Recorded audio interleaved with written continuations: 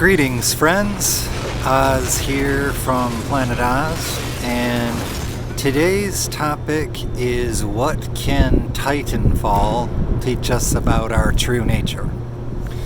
And first of all, what is Titanfall?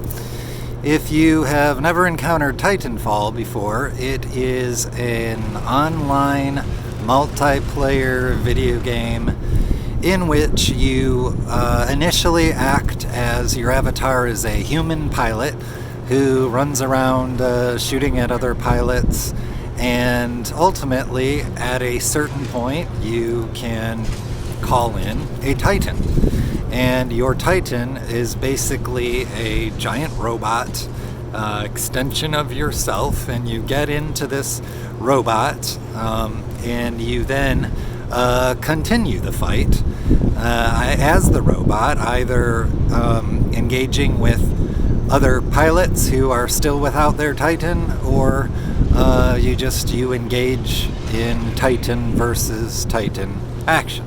This all takes place on an alien planet. I'm not sure if that is planetOZ. We've seen action like this in the past, so maybe it could be, but anyway. It's a very fun game. I've played it a lot. I enjoy it a lot. But you might be wondering, why are we talking about Titanfall on planetOZ? This is an esoteric channel hosted by an extraterrestrial, not a video game channel. So why are we talking about that? Well, I'm using Titanfall as an example because, for one thing, I draw from what I know, and this is a game I know and have had experience with. And also, it has some interesting observations we can make about our true nature. And to start with, think about this. If you think about this concept and you look at this, there's you can get really meta with this. I'm a person who is then controlling an avatar of a person who then gets into a giant robot, and then I'm controlling the giant robot, and this goes on and on. You can make your meta scenario out of that. But what's really interesting about it, and I think useful, is that if you're at all familiar with Japanese animation and what they do culturally there, you've probably heard the term mecha. And a mecha is essentially what Titanfall is borrowing from. It's the concept of the mecha, which is anytime a human gets inside a giant robot that is then an extension of themselves with arms and legs and all of that, and then sets about its business. So the mecha concept is very well known in Japanese animation, but there is another concept that is lesser known and lesser used, but is a parallel to this, and that is the concept of the orga. And so in the same way that you have a mecha that you pilot, a machine that extends yourself, there is the idea of the orga. And I can't think of a specific example of how this is used. I just know that in Googling and searching for this, it's a real thing. But anyway, it's the same idea, except you are piloting a biological extension of yourself. And this is very interesting, I think very useful in self-reflection and understanding who we are and what we do. Because one way you can think of yourself as the body. You can look in the mirror and you can see the body and you can say, that's me. But if you wander around in esoteric or spiritual areas and you start reading material and you start consuming stuff, pretty quickly it confronts you that maybe that's not exactly what is going on. In other words, if the true you is actually not the body, if the true you lives on beyond the body, if the true you is the consciousness, then in fact you're really not the body. You are essentially the pilot of an orga. So you are the pilot, you are the consciousness, you pilot your Orga, and the Orga is a humanoid extension of yourself. It's basically a tool. And this doesn't always necessarily sound intuitive at first. If we've grown up used to the idea that we are the body and everything else is just an unanswerable question, then this might not have a whole lot of practical purpose. But as we try to understand our true nature, it is possible to understand ourselves and our relationship to the body as much more like a pilot of an Orga. And so we all do our best job as we travel around in this particular realm, just like as if we are dropping into a Titanfall match. We do our best to pilot our Orgas and make the most of the time that we have here. And ultimately, when the Orga, or the vessel, or the vehicle that we are piloting, when it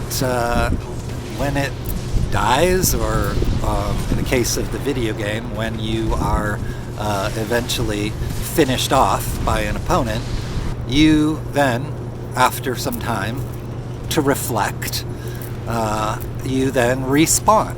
And so I think there's very solid parallels to be considered in terms of what we are doing every day and living our lives. And I think it also, there's something to be said for walking around in this for a while. You walk around in it and you start, maybe it's weird at first. Wait, I'm not this. I'm just this. I'm just the consciousness, and this is the Orga that I'm piloting.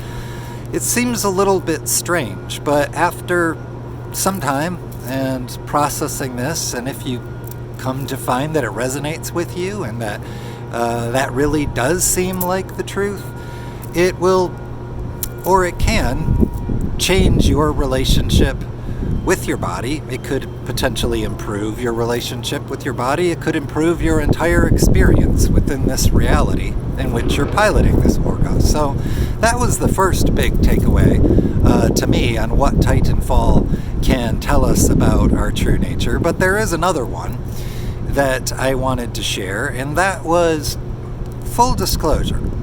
There are, I believe, 7 different Titan models that you can operate in Titanfall, specifically Titanfall 2, and some of them, there's the Scorch that's all about fire, and there's the North Star that can fly, and so they each have their specialties. And to be completely honest with you, I'm pretty terrible at basically all of them, but that has not stopped me from enjoying and loving the game. And basically all of them except one. There is a particular Titan known as the Ronin, and the Ronin is basically a giant robot like all of the other ones, and it is armed with a sword. So put logic and reason aside. I know that sounds completely ridiculous. Why would a giant robot be armed with a sword? But logic isn't what we're after with the game. We're after fun, and the Ronin is very fun. So in most of these other Titans, I just get destroyed, but in the Ronin, I maraud people. I have learned this particular one. A lot of people consider it the most difficult of the Titans to play, mainly because it's very fragile and it is only effective when it's up close and personal. So if you take a fragile Titan and you get up close and personal with other Titans that are armed with fire and bombs and missiles and everything else, you will often lose. But what the Ronin is very good at is it is very good at erasing weakened Titans from the map, and it is very fast. So it is very good at closing distance, and it's very good at this specialized job of taking those weakened Titans, beaten up by your teammates that are trying to flee the battlefield or trying to hide behind their friends. And the Ronin, you just cut through all that with high speed, and you take those guys out. And it took me a long time to get a hold of this and get good at this particular Titan, but I specifically chose it because it was so hard that a lot of other players of the game would try to play it for a couple of rounds and they would just give up. And so I thought, well, there's my window of opportunity. If I specialize on this guy that no one else really wants to deal with too much, then I can actually be an effective team player and do some good with this Ronin. So that's what I focused on. And while they were all partying, I studied the blade. Anyway, I have a lot of fun playing the game, and there is, it's sort of a thorn in the side of pretty much every other model of Titan. Nobody likes the Ronin. Nobody likes when the Ronin comes at you when you have been weakened in a fight. I don't know. It's just a fun exchange. They all have their specialties. But anyway, why am I burning your ear bragging about skills with the Ronin? Bragging is an ego thing, and ego really has no place on planetOZ and what we talk about here. Well, I was having a little fun with that, but also there's something to be gained, I think, from the introspection of the specialty of these different Titans. And so in the case of the Ronin, for example, as I was saying, it's not a very strong Titan, and it is not very good at a distance. So largely what I have to do if I'm going to be an effective team player is I have to allow my teammates to weaken the opposing Titans using their long-range missiles and weapons and things like that. And then, once the opponent is weakened, they will try to retreat. They will try to find a sneaky place to hide. They will hide behind their teammates, and they will try to continue doing damage to my teammates from afar. And that's my cue. And so when I see that happen, that is when the Ronin is at its best. It's very fast. It's faster than any other Titan, and it's very good up close and personal, especially when the opposing Titan is weak. So I have to follow the fight, follow the battle around the battlefield. I have to choose my moment, and when the moment presents, I need to go for it. And when I go, I have to do everything right, basically. There is still plenty of opportunity to blow it, so I need to be careful. I need to close the distance, and then I need to finish these people off so they will stop attacking our team. And the question that this presents, in regards to piloting the Orga or piloting the mecha, it presents this question. How much control do I really have when you think about it? Largely, I need to depend on the fight that my teammates are picking and where they're choosing to fight it. And then I have to rely on an observation of where the opponents are going once they're weakened. And then I have to try to find the proper moment and the proper spot to seize on that. And so all of this suggests that even if you're good at a particular Titan, even if you're good at the Ronin, you don't get to control the battlefield. Not at all. You are very much subject to the fluid situation and the changing of the game and where people are going and what they're doing. It's different every single time. No matter how many times you repeat the same map, same number of players, it's going to be different every single time. And so you got to kind of bob and weave and ebb and flow. And so, yeah, while you do have free will, I guess we might say, you are choosing your moments, you're choosing how you play, but you really don't control nearly as much of the experience as as we'd like to think when we're playing the game. And when we do really well, it isn't because we controlled how the whole thing played out.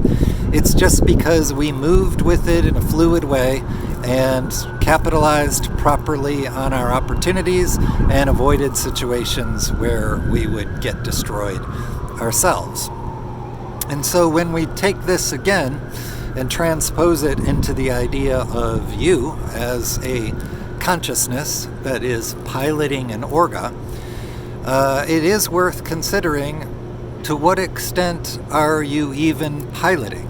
How much of your experience is actually within your control, and how much of it are we just kind of reacting to the fluidity of the situation? If you want to consider life the battlefield, I guess that's the metaphor that works with the game, but it's not one that I necessarily like, in that, you don't want to think of life as a battlefield. You want to think of it as a beautiful experience and a beautiful opportunity.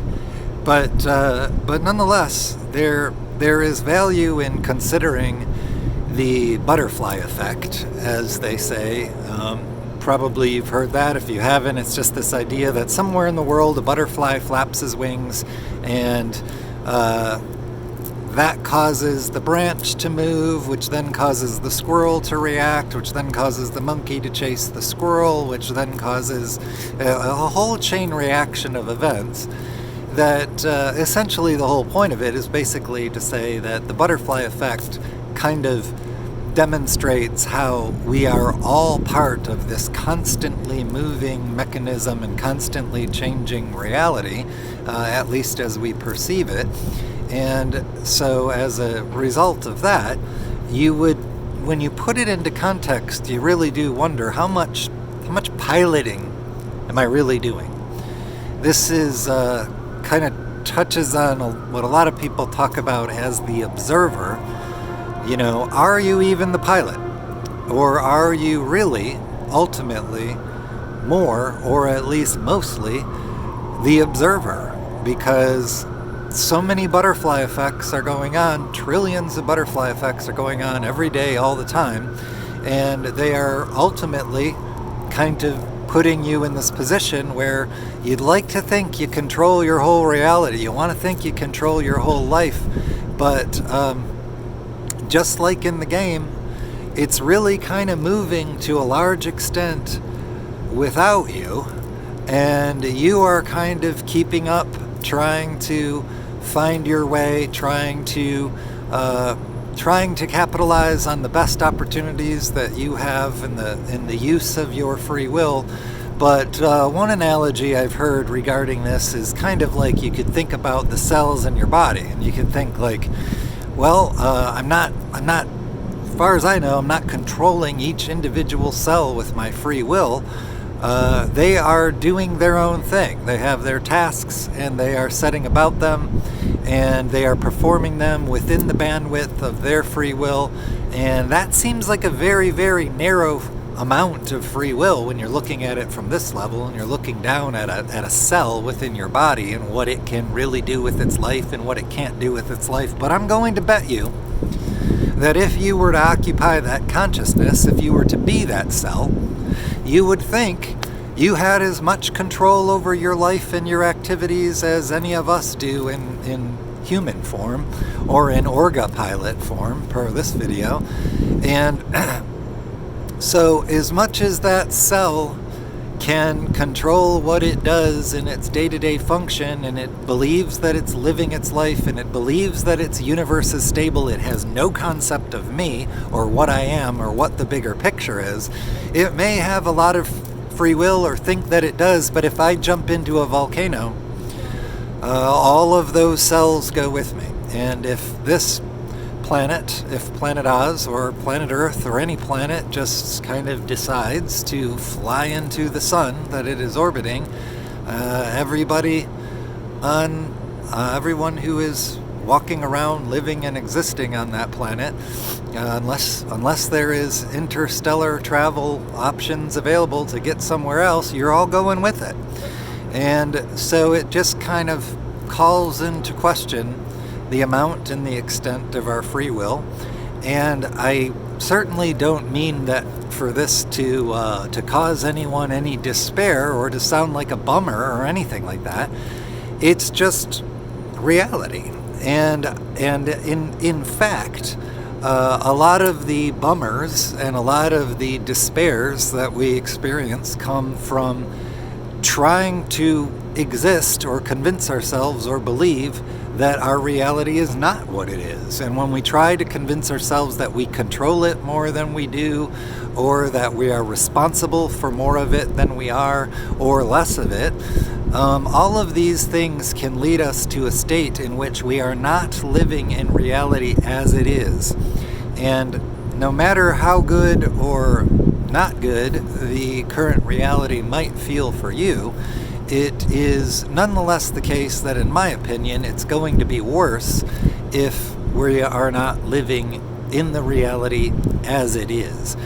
And when you consider how much all of these butterfly effects going on all the time contribute to the movement of your orga and what it is doing 99% of the time, maybe, you really can find yourself in a position of acting as the observer. And far from that being limiting, it can actually be quite liberating if it is in fact the truth, or the extent to which it is the truth, because then it is a chance to dispel the illusions of how much control we really have of all of this, and embrace the reality as is, and live it and exist within it for exactly what it's worth in its truth. And if I am to march off onto a Titanfall battlefield and decide I control everything, and I have decided in advance exactly how this match is going to go, and I am going to be in this place at this time, and I'm going to take out that opponent, and then I'm going to go over here because I control everything. So I'm going to control that the opponent is going to be there, and I'm going to take them. If I try and do that, I will just get destroyed. I will be in the wrong place at the wrong time every time. I will be trying to control things I do not control, and I will not be successful in Ronaning these people. So yeah, it's the game.